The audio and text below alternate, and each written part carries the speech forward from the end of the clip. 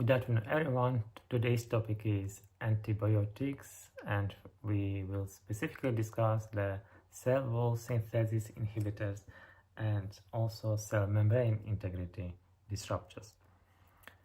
So the antibiotics are divided to two groups: broad spectrum and narrow spectrum. Broad spectrum antibiotics will cover most of the families, while narrow spectrum antibiotics will only cover gram-positive, for example, or even more narrow types of the antibiotics, or for example, mycobacterial only. Further, we can divide antibiotics to bactericidal and bacteriostatic. Bactericidal will kill the bacteria, and that is why the amount of the bacteria will decrease, and bacteriostatic will prevent the growth and division of the bacteria.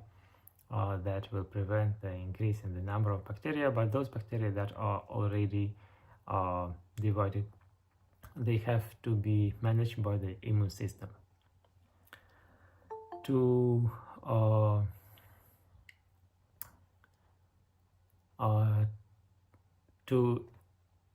optimize the treatment, the different methods are used to identify the most susceptible antibiotic for the bacteria, and that includes Kirby-Bower method, and that usually use the lysis discs to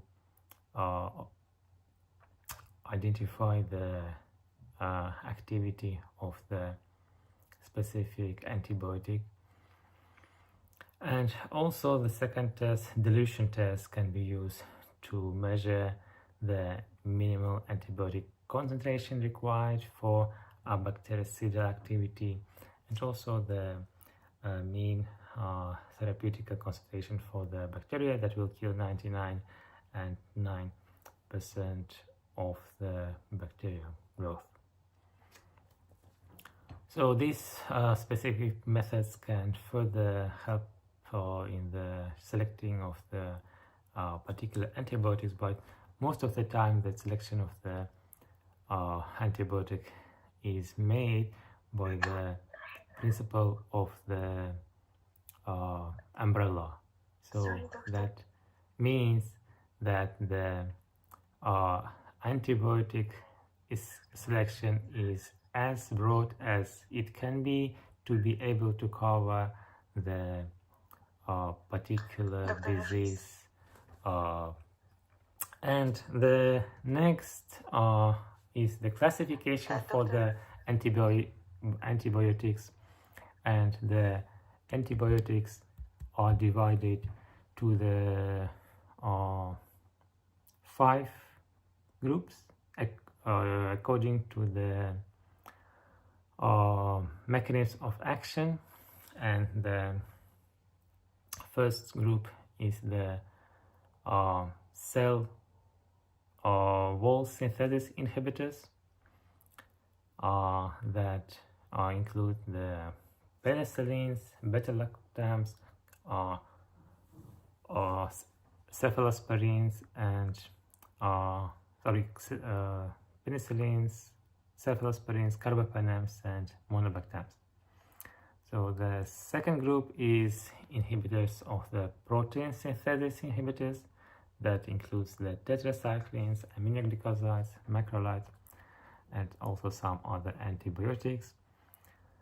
Then the third group is the inhibitors of the nucleic acids function or synthesis that includes the fluoroquinolones and rifampin.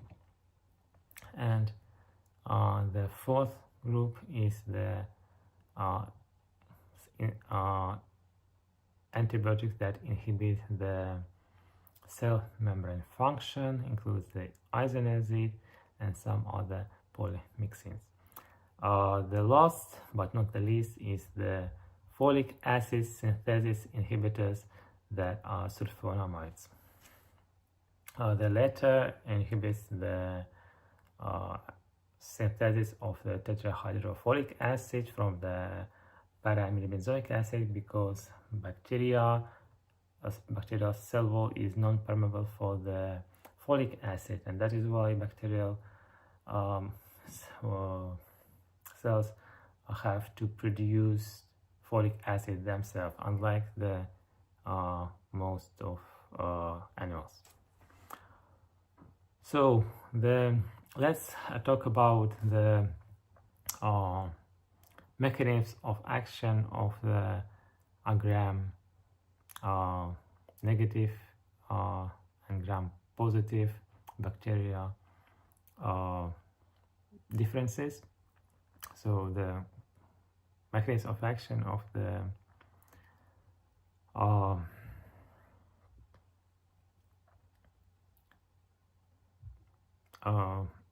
cell wall synthesis inhibitors is based on the inhibition of the synthesis of peptidoglycan.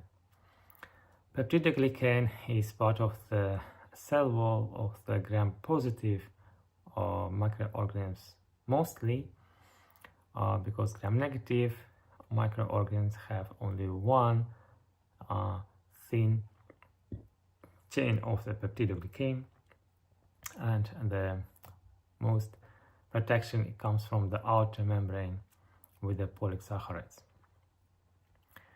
But for the gram-positive microorganisms, the peptidoglycan chains are multiple, and they make a strong protection against the most of the antibiotics. That is why the destruction of this cell wall can reduce the protective properties of the cell membrane, and that leads to the leakage of the inner cell fluids and lysis of the bacteria.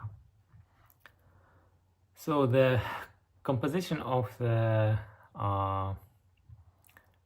peptidoglycan chain is from N-acetylglutamic acid and N-acetylmuramic acid, and these long chains are connected with the oligopeptides. And if we look at the synthesis of these peptidoglycan chains, we can see that there are so-called penicillin binding proteins that connect these chains using oligopeptides, and that makes the integrity of the cell wall. So that is why those drugs that bind to these penicillin binding proteins are disrupting the final stage of the synthesis of the cell wall, and that includes the connection between the lysine and alanine residues of the oligopeptides chains that make this linkage and make the oligopeptide stable. So most of the antibiotics that inhibit the penicillin binding protein contain the beta-lactamrin. Beta-lactamrin is responsible for the activity of the antibiotic.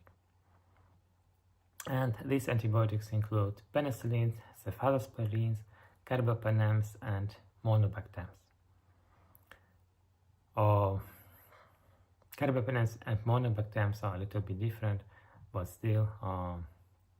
So here is the structure of the carbapenems, but the same structure, almost the same structure, is for the other antibiotics.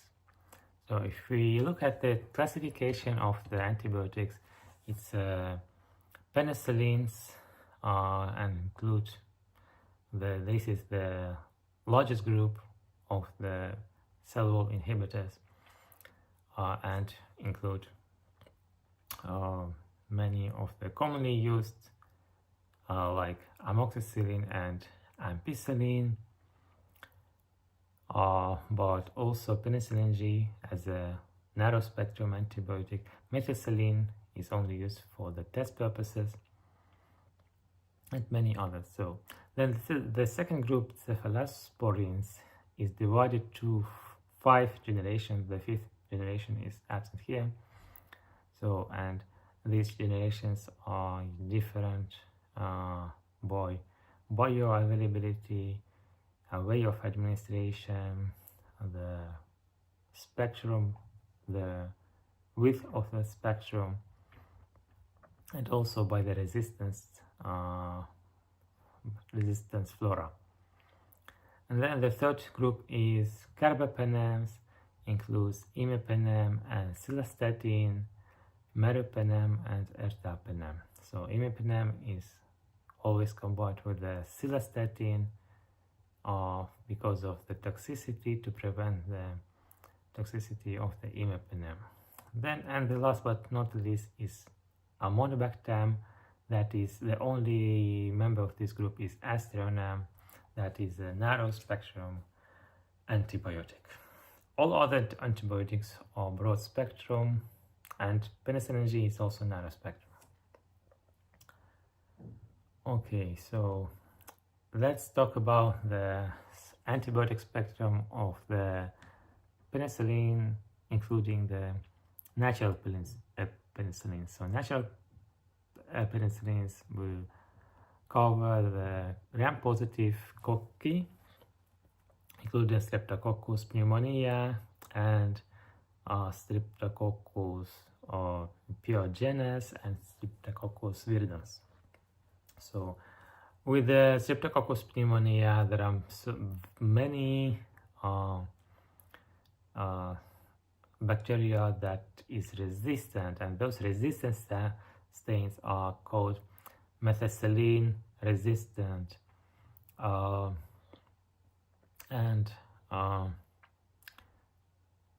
the gram-positive bacilli include the Bacillus anthracis and Corynebacterium diphtheria.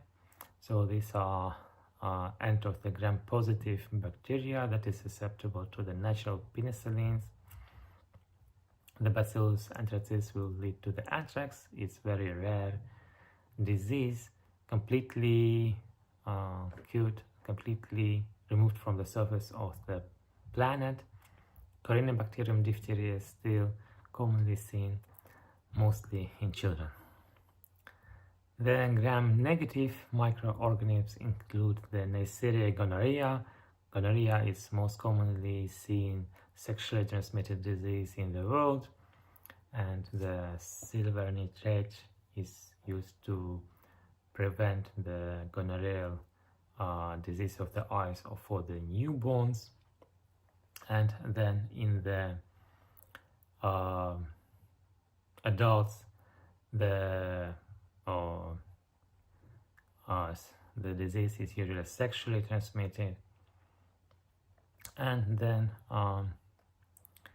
also there are also resistant strains. And Neisseria meningitidis will lead to the meningitis that is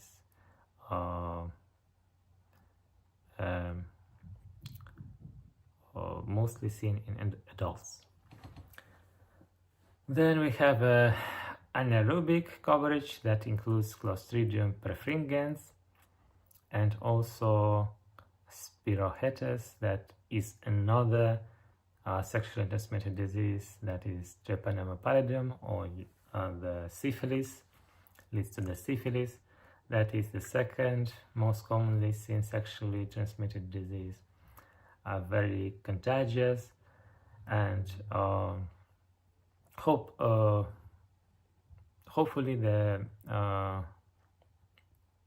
treatment for the syphilis is very effective, because these microorganisms will not develop resistance to the antibiotics, including the penicillins.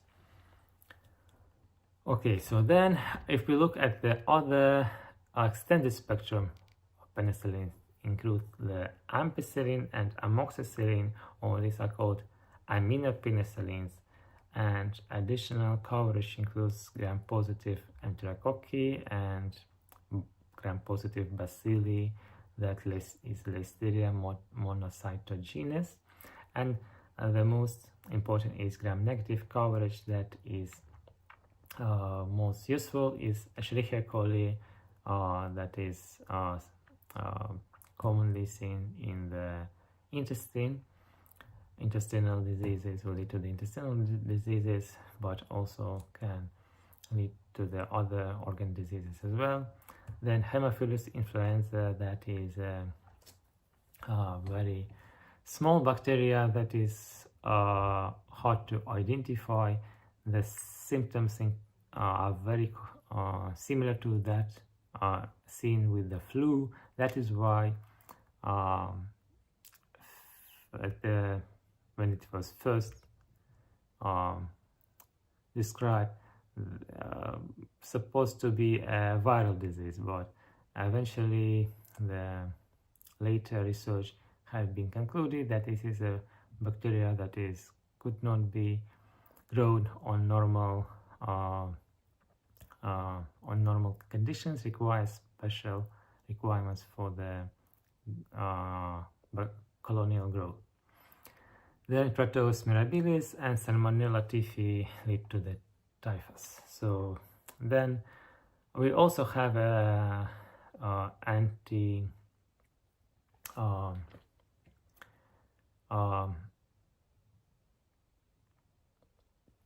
ticarcillin and piperacillin. These are extended spectrum also, and we'll additionally cover the Enterobacter species, Escherichia coli, Proteus mirabilis, and that is so-called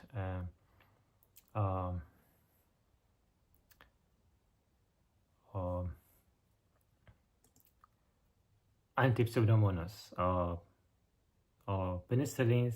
The addition cover also the Pseudomonas aeruginosa, that is resistant to other penicillin antibiotics. So, and to further enhance the antibiotic spectrum of the penicillins, the scientists have been developed beta-lactamase inhibitors, because most of the gram-positive microorganisms will produce beta-lactamases that destroy the beta-lactam ring, and this way the activity is lost. So the carbapenems and monobactams are not susceptible to the beta-lactamase inhibitors, and that is why they don't require additional beta-lactamase inhibitors that are listed here, but penicillins and cephalosporins may require. So mostly penicillins usually are combined with one of these beta-lactamase inhibitors. For example, amoxicillin is combined with the clavulanic acid, and piperacillin is combined with the tazobactam, and the ampicillin is usually combined with the sulbactam, and avibactam is also can be used with the piperacillin. So these are most commonly used combinations of the antibiotics with the beta-lactamase inhibitors. So these substances are not antibiotics, but they increase the antibacterial spectrum of the antibiotics, including those that are producing beta-lactamase inhibitors. And the way of administration for the penicillins is also important, because not all of them are acid stable. So, for example, and also bioavailability is not good for example, natural penicillins. and that is why most of the penicillins, including benzyl penicillin, is injected by intramuscular injection. Penicillin G or benzyl penicillin, and only certain penicillins are included here, like the penicillin V, oxacillin, nafcillin, or all anti-staphylococcal penicillins, and also all aminopenicillins are active by oral administration, and the anti-staphylococcal penicillins are resistant to the penicillinase, that is a subfamily of the beta-lactamases, and some other antibiotics will require combination with the beta-lactamase inhibitors to be resistant to the penicillinases.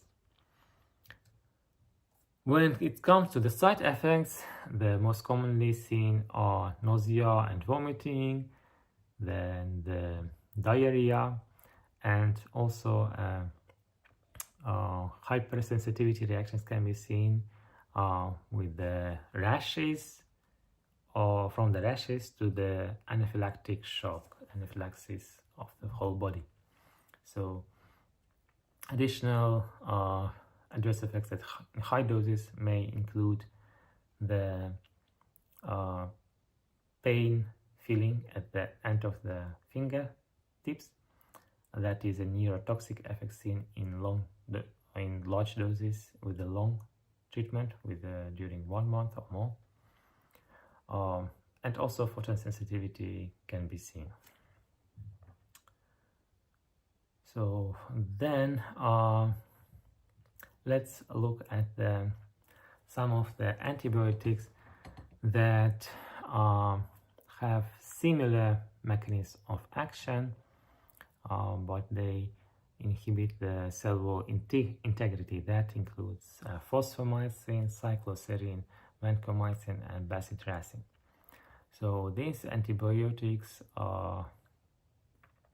will prevent one of the steps of the development of the cell wall proteins. So for the fosfomycin, inhibits the first step of the development of the cell wall, including the